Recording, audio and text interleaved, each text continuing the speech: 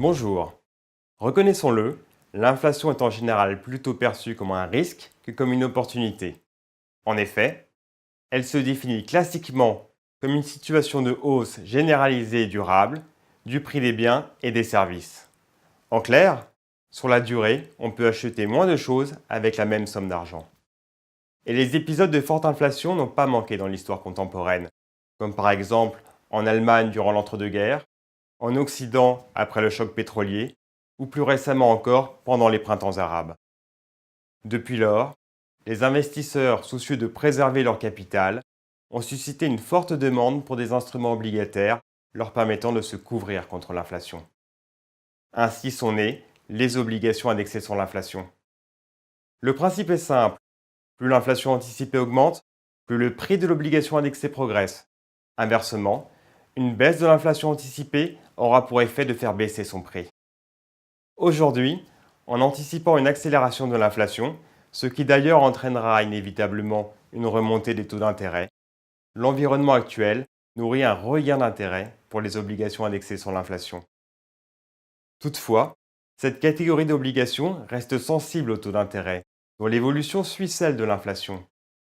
Ainsi, en cas de baisse des taux d'intérêt, les prix des obligations indexées progressent, mais en cas de hausse, leur prix va baisser. Chez Groupama Asset Management, face aux nouveaux défis du monde obligataire, nous avons développé le fonds GFund Global Break-Even Inflation. Concrètement, ce fonds va chercher à profiter des évolutions des anticipations d'inflation, tout en neutralisant le mieux possible l'exposition au risque de remontée des taux d'intérêt. Ce fonds est ainsi capable de générer de la performance que les marchés anticipent trop ou pas assez l'inflation finalement réalisée. Grâce à son approche de performance absolue, GFund Global Break-Even Inflation vise aussi à arbitrer les marchés de l'inflation. Par exemple, il sera possible de miser sur une hausse de l'inflation anticipée d'un pays tout en se portant vendeur de l'inflation anticipée de celle d'un autre pays devant faire face à des défis spécifiques. En intégrant la notion d'inflation anticipée, la composante dite break-even inflation va permettre au prêteur de défendre son pouvoir d'achat.